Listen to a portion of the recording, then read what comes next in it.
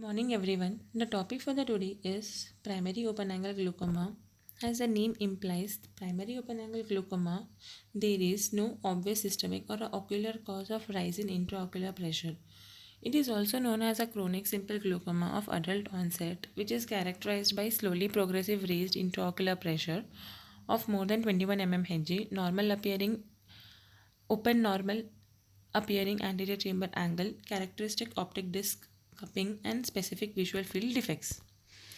Etiopathogenesis, predisposing and the risk factors. Primary open angle glaucoma has polygenic inheritance.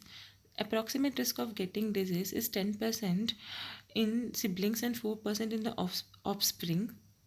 The risk increases with increasing age, more commonly seen in elders between 50 to 7th decade.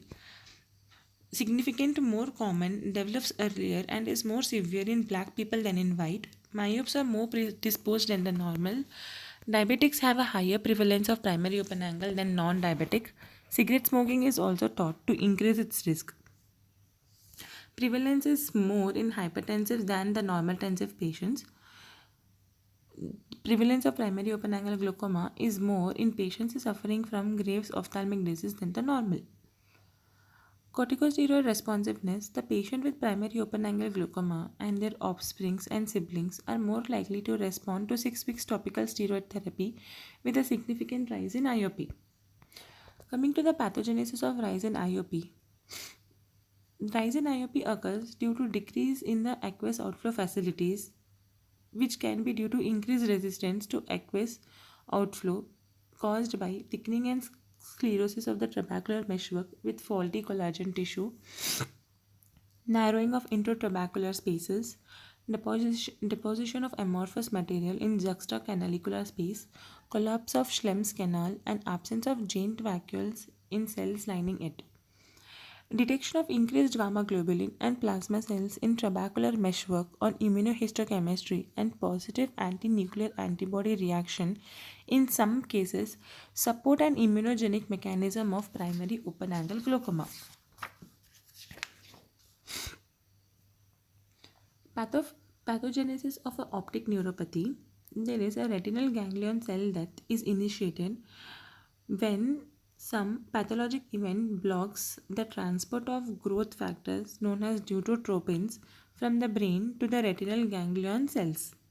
This blockage of neurotropins will initiate a damaging cascade and the cells are unable to maintain its normal function.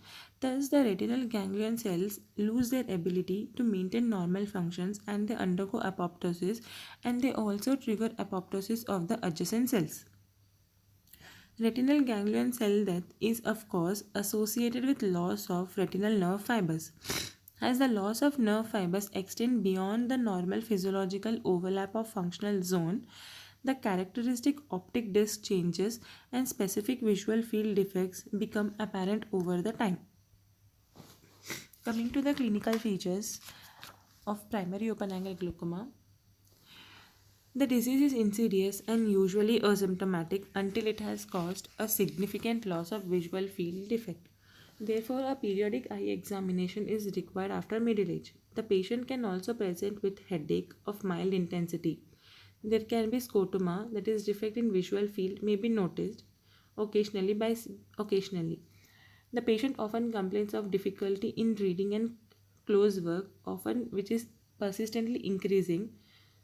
This occurs due to increasing accommodative failure as a result of constant pressure on ciliary muscle and its nerve supply. Therefore, patient usually complains of frequent change in presbyopic glasses. There is delayed dark adaptation may develop. Significant loss of vision and blindness is the end result of untreated cases of primary open angle glaucoma. Signs, anterior segment sign, the ocular examination including the slit lamp biomicroscopy may reveal normal anterior segment, but in later stages the pupillary reflex may become sluggish and the cornea may show slight haze. A low central corneal thickness of less than 555 micron is a significant risk factor for primary open angle glaucoma. Intraocular pressure changes in initial stages, the IOP may not be raised permanently, but there is an exaggeration of normal diurnal variation. Therefore, repeated observation of IOP every 3 to 4 hours for 24 hours is required during this stage, that is known as diurnal variation test. In most of the patients, the IOP falls during the evening. So there is a different patterns of diurnal variation of IOP. The morning rise in IOP is seen in about 20% of the cases. Afternoon rise in IOP is in 25% of the cases. A biphasic rise in IOP is seen in about 55% of the cases. A variation of IOP of over 5 mm of Hg recorded in Schwann's tonometer is suspicious. Over 8 mm of Hg is diagnostic of glaucoma. In later stages, the IOP is permanently raised by more than 21 mm of Hg and ranges between 30 to 45 mm of Hg. Optic disc changes usually is observed on routine fundus examination, and it provides an important clue for suspecting primary open angle glaucoma. These are typically progressive, asymmetric, and present a variety of characteristic clinical patterns. The glaucomatous changes in optic disc, it can be described as early changes, advanced changes, or glaucomatous optic atrophy. Early glaucomatous changes should be suspected to exist if fundus examination reveals one or more of the following signs. Vertically oval cup is due to selective loss of neural rim tissue in inferior and the superior pole. Asymmetry of the cups, a difference of more than zero point 0.2 between the two eyes is significant. Large cup that is of zero point 0.6 or more may occur due to concentric expansion. Splinter hemorrhages is also seen near the optic disc margin. Pallid areas on the disc. Atrophy of retinal nerve fiber layer seen with red free filter. Red free light.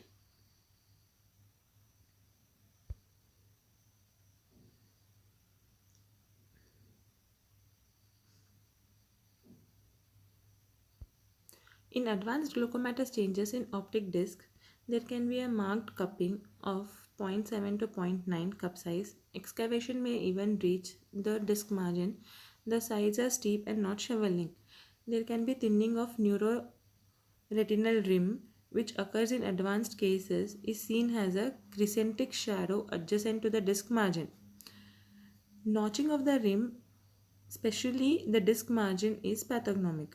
Nasal shifting of the retinal vessels, which have the appearance of being broken off at the margin, is an important sign, also known as bionetting sign. Pulsation of the retinal arterioles may be seen at the disc margin when the IOP is very high. This pulsation of the retinal arterioles is a pathognomic sign of the glaucoma. Lamellar dot sign, the pores in the lamina cribrosa are slit shaped and are visible up to the margin of the disc. This is the advanced fundus changes in an advanced glaucomatous changes in the fundus of an eye. Then in glaucomatous optic atrophy, as the damage progresses, all the neural tissue of the disc is destroyed and optic nerve head appears white and deeply excavated. The pathophysiology of the disc changes.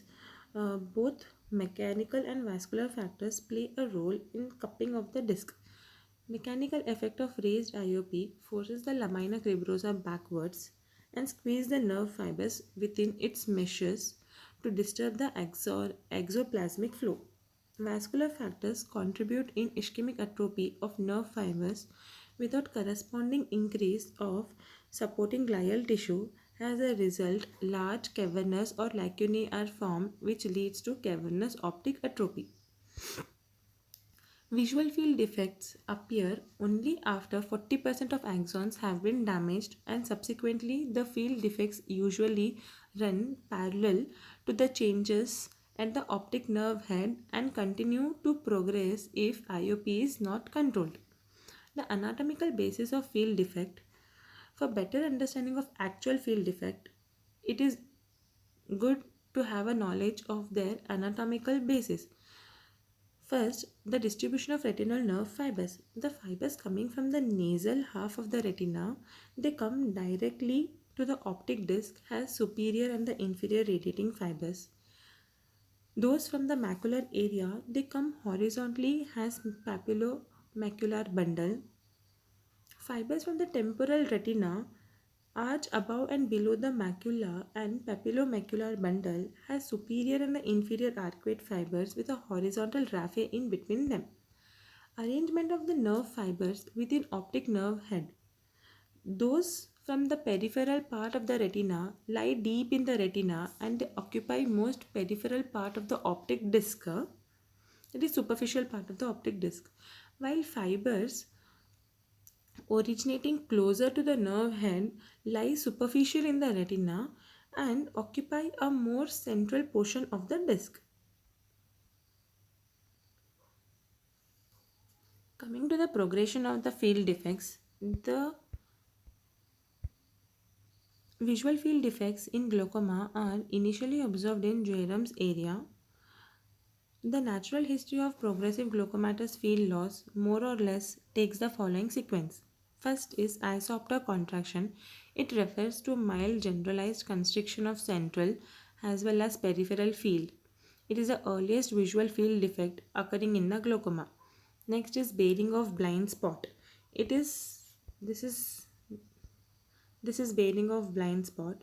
It is considered to be an early glaucomatous change. Bearing of the blind spot means exclusion of the blind spot from the central field due to inward curve of the outer boundary of 30 degrees central field. Next is small wing shaped parcentral scotoma. Earliest clinically significant field defector. It may appear either above or below the blind spot in Jeyer's area. Next comes sedal scotoma. With the passage of time, the parcentral scotoma joins the blind spot to form a sickle-shaped scotoma known as sedal scotoma. The figure C in this image is a sedal scotoma. The next is the arcuate or Jeyer's scotoma.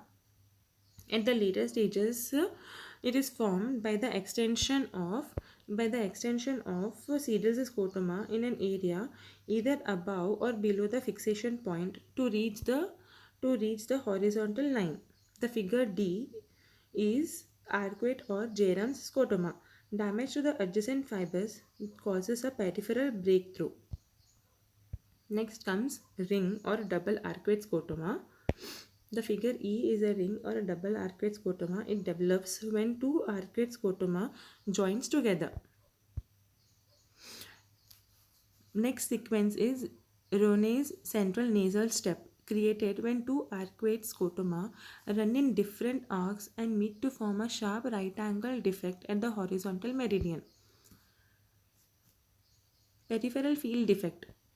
This appears sometimes at an early stage and sometimes only in the disease. The peripheral nasal step of Ronay's result from unequal contraction of the peripheral isopter. The last sequence is advanced glaucomatous field defect. The visual field loss gradually spreads centrally as well as peripherally and eventually only a small island of central vision, also known as tubular vision, and an accompanying temporal islands are left. Coming to the investigations of the primary open angle glaucoma, it first comes tonometry. Applanation tonometer should be preferred over Schwann's tonometer. This is Schwann's tonometer and this is applanation tonometer. Central corneal thickness measurement is essential in the workup for glaucoma since a thinner cornea underestimates and a thicker cornea overestimates the IOP on applanation tonometer. A low central corneal thickness is independent risk factor for conversion of ocular hypertension to primary open angle glaucoma. Diurnal variation test is useful in detection of early cases. Gonioscopy reveals a wide open angle of anterior chamber and is a primary importance in primary open angle glaucoma to rule out other forms of glaucoma. Documentation of optic disc changes is of utmost importance. Slit lamp examination of anterior segment to rule out causes of secondary open angle glaucoma. Perimetry to detect the visual field defects. Nerve fiber layer analyzer helps in detecting the glaucomatous change to the retinal nerve fibers before the appearance of actual visual field changes or optic disc changes. Provocative tests are done in borderline cases, and most commonly performed provocative test is a water drinking test. Other tests are combined water drinking and tonography, bulbar pressure test, Prescolin test, and caffeine test. The water drinking test, it is based on theory that the glaucomatous eye have a greater response to water drinking. The patient is asked for sorry uh,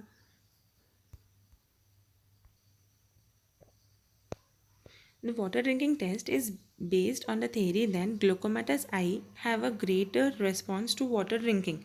In it, after an 8 hours of fast, baseline IOP is noted and the patient is asked to drink 1 liter of water, following which the IOP is noted every 15 minutes for 1 hour. The maximum rise in IOP occurs in 15 to 30 minutes and returns to baseline level after 60 minutes in both normal and in glaucomatous eye. A rise of 8 mm of Hg or more is said to be diagnostic of primary open angle glaucoma. The diagnosis of primary open angle glaucoma depends upon the level of intraocular pressure, glaucomatous cupping of optic disc, and the visual field changes. Primary open angle glaucoma, it is characteristically labeled when there is raised IOP of more than 21 mm of Hg, which is associated with definite glaucomatous optic disc cupping and visual field changes. Ocular hypertension is termed when a patient has a IOP constantly more than 21 mm of Hg but no optic disc and visual field defects. Normal tension glaucoma or a low tension glaucoma is diagnosed when typical glaucomatous disc cupping with or without visual field changes is associated with an intraocular pressure constantly below 21 mm of Hg. Management of primary open angle glaucoma, it can be managed with medical treatment, laser, or a surgical. Medical therapy. The basic principle of medical therapy is the identification of the target pressure below which the glaucomatous damage is not likely to progress, which is identified based on the severity of existing damage, level of IOP, and general health of the patient. Single drug therapy, combination therapy, monitoring of therapy by disc changes and field changes and tonometer is the most essential on regular follow-up. Treatment regimen, single drug therapy. Single drug therapy first is a topical beta blocker, which is considered as the first drug of choice for a medical therapy of primary open angle glaucoma. This lowers IOP by reducing the aqueous secretion due to their effect on beta 2 receptor in ciliary process. The following preparations of a topical beta blockers are timolol maleate, betoxolol, levobunolol, cartiolol. Next is prostaglandin analogs. They decrease the IOP by increasing the uveitis outflow of aqueous. Considered as a drug of choice, first drug of choice for the treatment of primary open angle glaucoma, provided the patient can afford to buy it. A very good adjunctive drug to beta blocker very good adjunctive drug to beta blocker, dorzolamide, and even pilocarpine when additional therapy is indicated. The available preparations include latanoprost, travoprost, bimatoprost. In adrenergic drugs, role in primary open glaucoma is as follows: epinephrine hydrochloride, dipivefrin hydrochloride. They lower the IOP by increasing aqueous outflow by stimulating alpha receptor in aqueous outflow system. Brimonidine is a selective alpha 2 adrenergic agonist. They lower IOP by decreasing aqueous production, increasing uveoscleral flow. Dorzolamide is a topical carbonic anhydrase inhibitor. They lower IOP by decreasing aqueous production and all by decreasing aqueous production by altering ion transport along the ciliary process epithelium. Pilocarpine contracts the longitudinal muscle of the ciliary body and opens spaces in trabecular meshwork, thereby mechanically increasing the aqueous outflow. Combined drug therapy: if one drug is not effective, then a combination of two drugs, one drug which decreases aqueous production like timolol or other beta blocker, and other drug which increases aqueous outflow like latanoprost may be used. Role of oral carbonic anhydrase inhibitors are not recommended for long-term use because of their side effects. Hyperosmotic agents like mannitol may be used initially when the patient presents with a very high IOP of more than 30 mm of Hg. Neuroprotective agent is independent method of treating the retinal ganglion cells that are damaged in glaucoma. Laser trabeculoplasty can be done using argon laser, diode laser, selective laser trabeculoplasty. It is considered in patients where IOP is uncontrolled despite maximal tolerated medical therapy. Can be considered as primary therapy where there is non-compliance to medical therapy. The technique and role of argon or diode laser trabeculoplasty in primary open angle glaucoma is its hypotensive effect is caused by increasing outflow facility, producing collagen shrinkage on inner aspect of trabecular meshwork and thereby opening the intertrabecular spaces. It lowers the IOP by 8 to 10 mm of Hg in patients on medical therapy and by 12 to 16 mm of Hg in patients who are not receiving any medical treatment. The treatment regimen usually employed consists of 50 spots on the anterior half of the trabecular meshwork over 180 degrees. Surgical therapy is done. The indications for surgical therapy is uncontrolled glaucoma despite maximal medical therapy and laser trabeculoplasty, non-compliance of medical therapy, and non-availability of argon laser or selective laser trabeculoplasty, failure of medical therapy, and unsuitable for organ laser, either due to lack of cooperation or inability to visualize the trabeculum. Eyes with advanced disease, that is having very high IOP, advanced cupping, and advanced field loss, should be treated with filtration surgery as primary line of management. The type of surgery done is a trabeculectomy is most frequently performed filtration surgery. Surgical treatment of primary open angle glaucoma, it primarily consists of fistulizing filtration surgery, which provides a new channel for aqueous outflow and successfully controls the IOP below the 21 mm of Hg. Trabeculectomy is most frequently performed. Thank you.